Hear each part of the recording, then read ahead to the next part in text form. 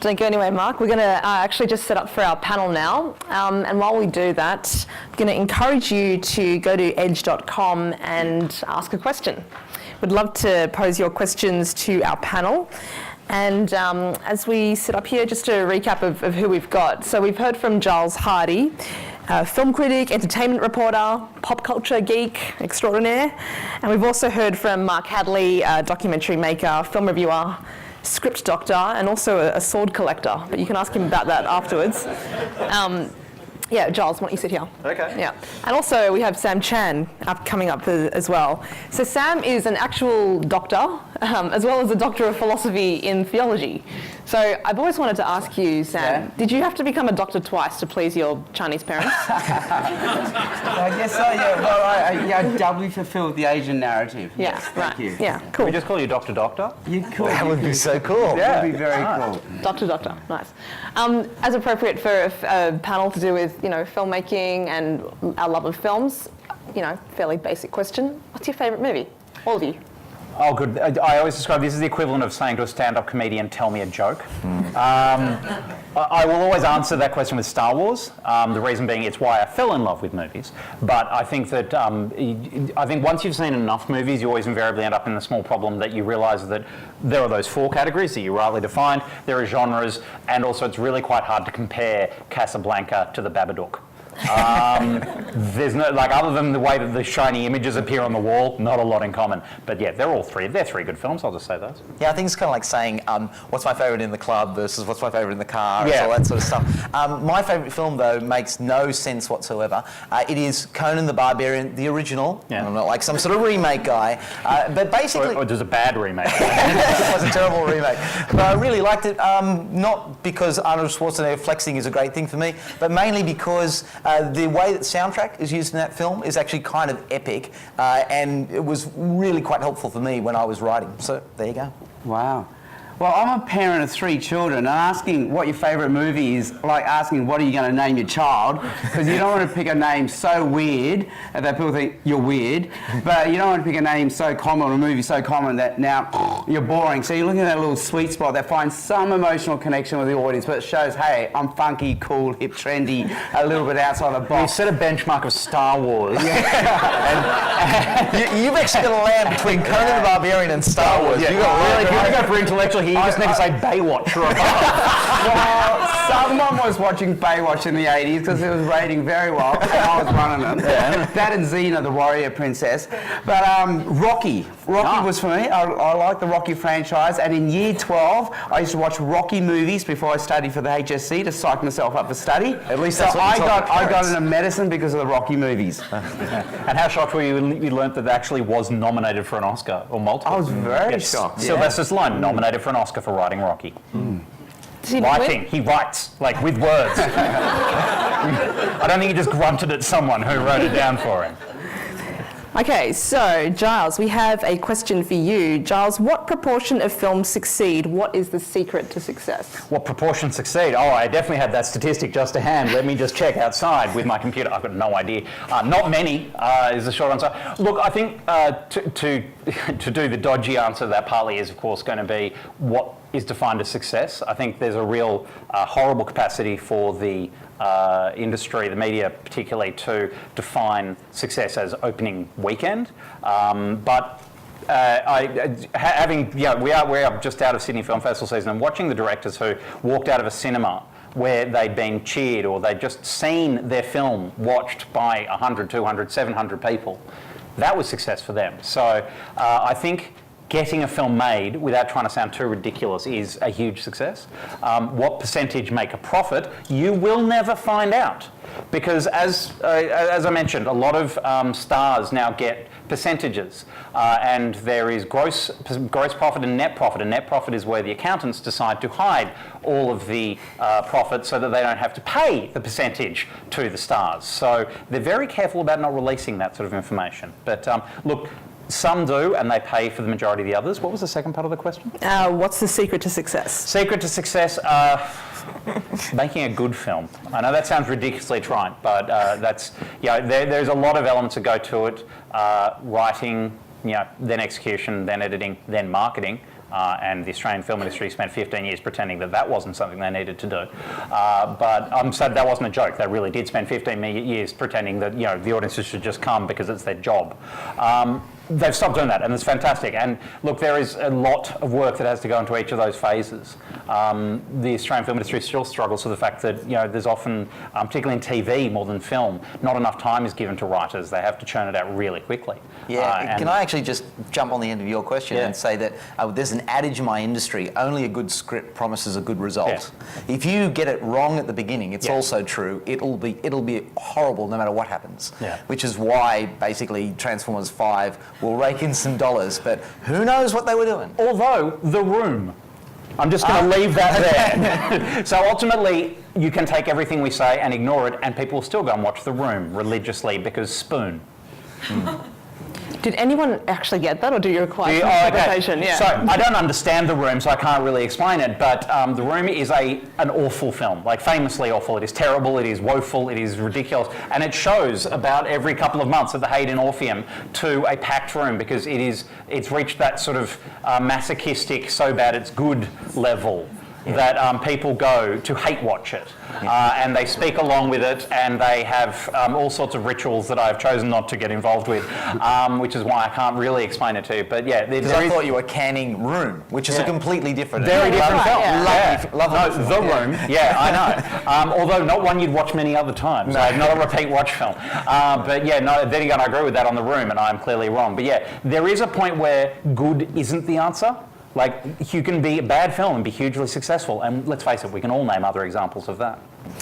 Okay, so Giles and panel, do you think Wonder Woman is successful due to themes of good versus evil, sacrifice, saviour, all that sort of stuff? It's hard not to think that Wonder Woman wasn't good because of the backdrop for DC was so low by that point, the expectation. Right. But look, in all honesty, it's also a turn in the corner for the hero industry. So it's expanding its market so that women are actually getting a decent superheroine. Do we say superhero, superheroine? And I figure that that's something that actually lays in because a lot of, like when I went to a particular screening, I was looking around and seeing a lot more women at a screening than you would normally see at a Marvel film. It wasn't just ones who'd been dragged on by their boyfriend going, "Can we go see it?" Really, it wasn't anything like that. So, yeah. I think, look, it's so funny because people will often assume that you'll find people will happily say something like, "Oh, if you don't make why is every film the same?" And the short answer is, again, going back to your talk. I mean, the comedies, histories, and dramas. That's also Shakespeare. I mean, we've been making the same stories. There's the apocryphal statement. There's only 7 stories. You don't need to make huge changes to make a really different thing. And Wonder Woman, yes, you've got those, the good versus evil and those moral issues within it. They're in a lot of films and in a lot of bad films. I think that Wonder Woman has succeeded because it's tweaked and changed on a couple of areas, and it is, the fact that it's got a genuine heroine, not just a female being a guy. We've tried that in a couple of action films as well. So it's like an action film, but the guy is different in a very small way. This just said, no, what if it was an actual heroine? What if she's a Wonder Woman? And, it is, I think a lot of people have said that it's the demonstration of an old phrase, which is, you send a woman in when men have screwed it up. And that's partly what that's at, but also it's got a female director. And I think that that's just meant that it feels like it's got a genuine, different point of view. And that's kind of all you need, like a slightly different lens, a slight tweak, and you can turn one of the infinite bad shark films into Jaws. The questioner also mentioned good and evil, and it just does strike me that we live in a time where we feel really kind of nervous about saying this is good, this is evil. Did no one send that memo to Hollywood? Does anyone have Sam, what do you make of that?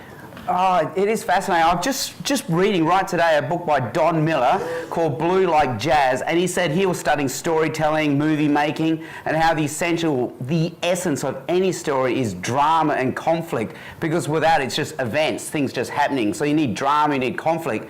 But for drama and conflict, you need good versus evil. You also need a sense that things are not the way they should be. We began a certain way, we become dislocated from that beginning, and now we're heading somewhere, but we might not get there because of the whole drama of good versus evil. Things are not the way they should be. And again, putting my PhD in theology cap on, he actually thought, wow, the only tradition or faith that best explains that is the Christian, Judeo-Christian story of original sin, how we once began good, but there's been a disruption, a dislocation, and now there is such a thing as good and evil. Because without that story, things just are. We're just atoms and molecules, and really good and evil is just a social, political construct, and it's just an illusion, and true enlightenment would be just us getting over the way we are. But no, things are not the way they should be. There is a telos, there is a direction that we want to get to, and maybe our origins best explain that. I think it's pretty funny that we live in a world where script-wise, the world is divided on religion now. In fact, religion used to just be be part of the culture, and then it was, just something your grandma might do, it was tolerated, and now it's becoming something quite potentially evil, in the way that people see it culturally. And yet, we are always in the cinema working with these same arcs. And when I write a script, I'm writing the same arcs, though in different ways. That there's the hero is confronted by something that they are really struggling against. It gets worse for them. It becomes a battle of moral positions. The hero must triumph over evil, wherever it's defined by the film, in some way. We've got no problem in the cinema talking about good and bad. It's just when we walk out, we seem to have problems with it. Going to the other half of the question, I agree with everything you say. Did Hollywood not get the memo?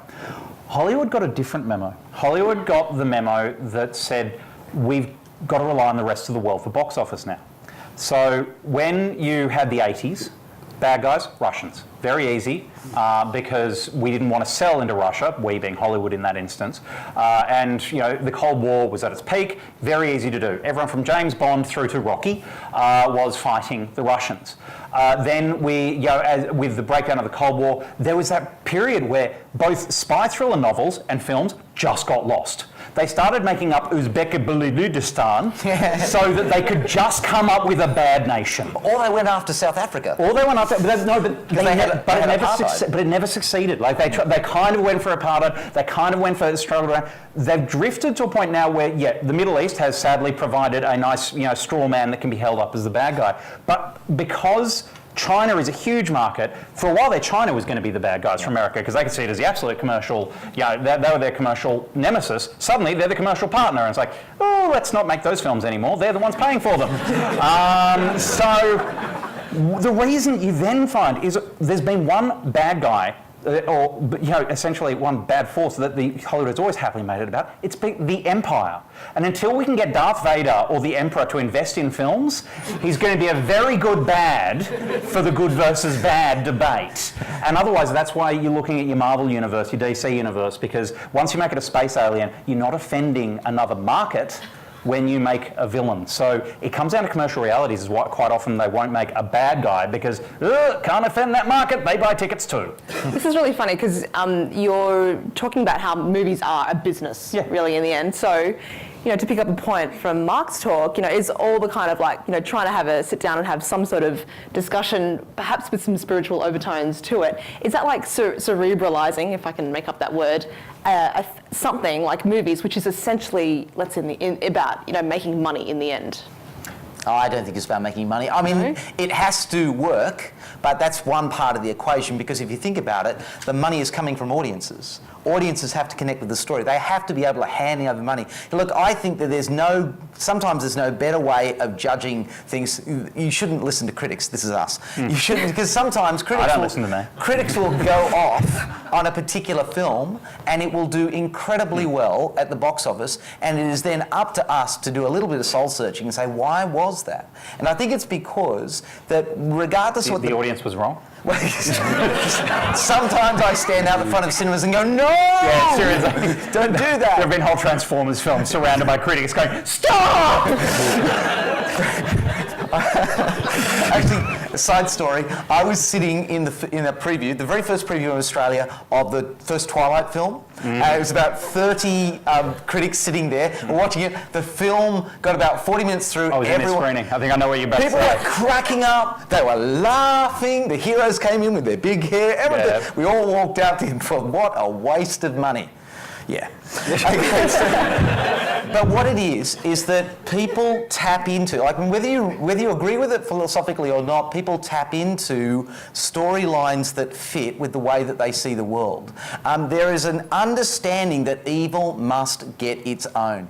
There is an understanding that, well, I guess what Christianity would call righteousness somehow has to be rewarded in the end. And there's also, and this is the thing that actually doesn't work for cinema sometimes, is the sense that we can put ourselves in the hero's shoes, that we can actually, see ourselves as something of the heroic character. But I think that the films that really work hard are the ones that actually convince us of something that might be a little more real, and that is that we more often need rescuing than we are the heroes. And I think that that's kind of an interesting argument to try and make. Every time I'm trying to sit down and write a script, I've got to go, we've got to make us the hero again. But, I'm not sure that's real life.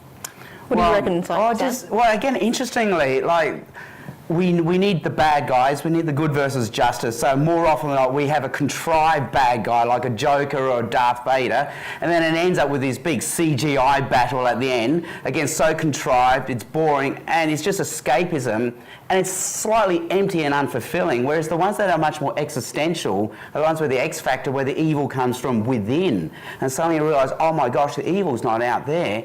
I am the problem. Like, I can keep saying the bad guy's out there, but no, actually the problem is in me. And there I think the movies that really get you gripping. Like, my wife and I finally got to see American Sniper, and I thought it was going to be an escapist action movie, but no, it's about a deeply flawed guy who's got so many issues within, and he has to find redemption from his wife and her unconditional love.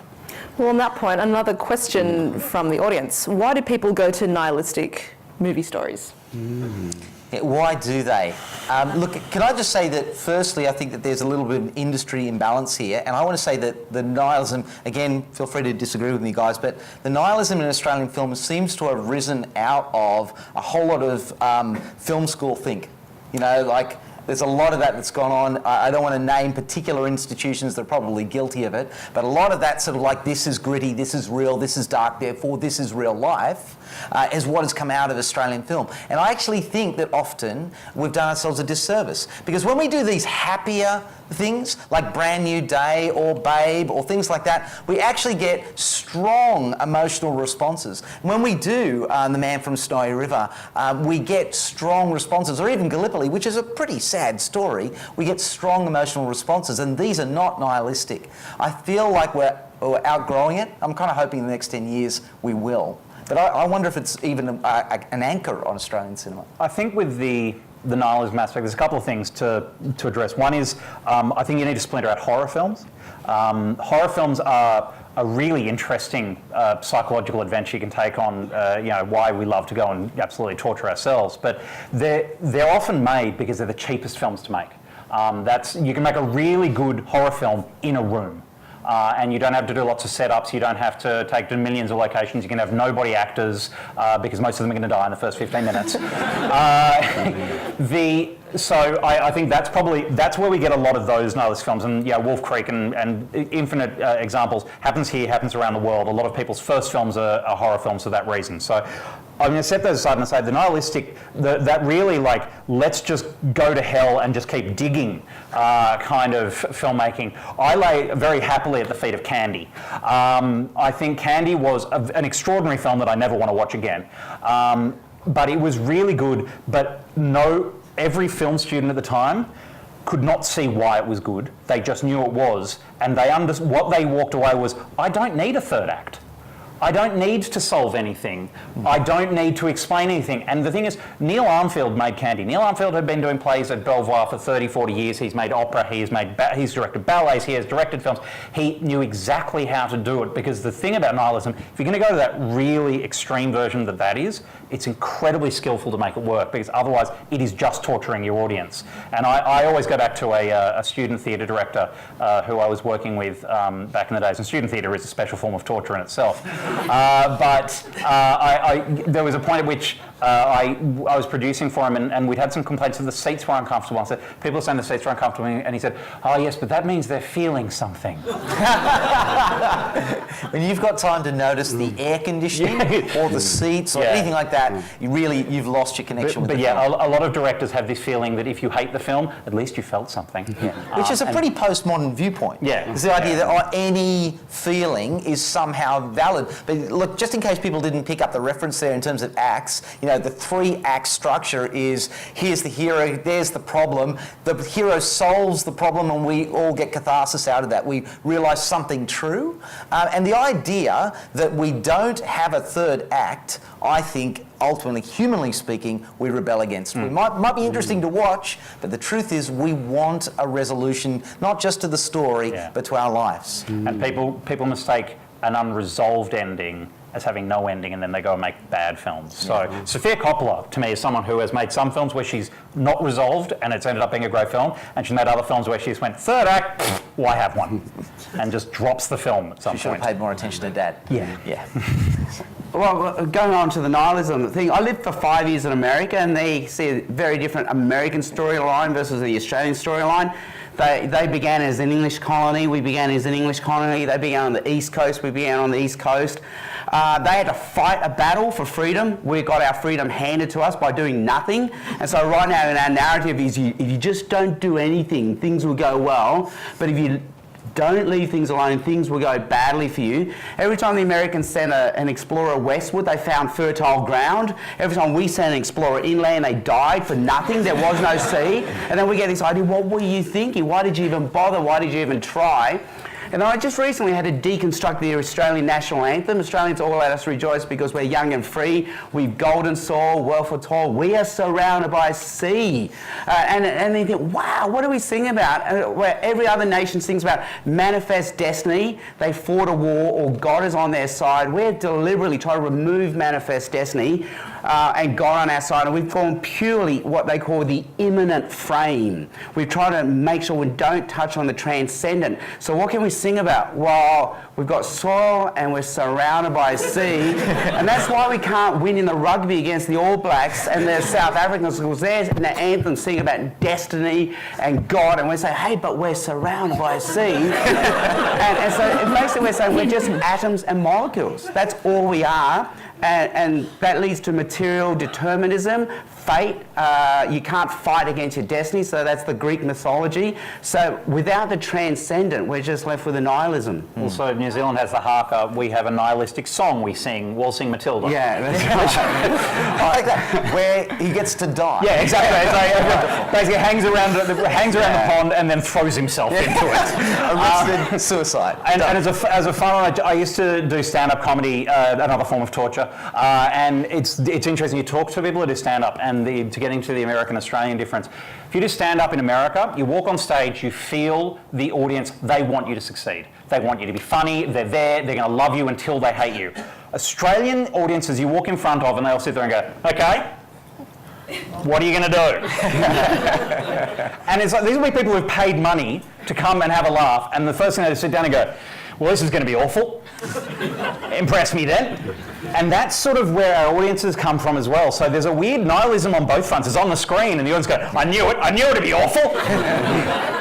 It's a bit sad because, if you do pick up the American thing, their arc is so much more attractive. They really do believe in the idea that everyone can make it. Yeah. Now, there's sometimes a bit messy on the detail, but the truth is they believe that there's something good out there waiting for you if you're prepared to go and find it. And I guess that was kind of a bit of point of my talk, that you just can actually have a good, in this world, and it is available, and you can find it if we can just push our way through the materialism and the pessimism and the rest of it.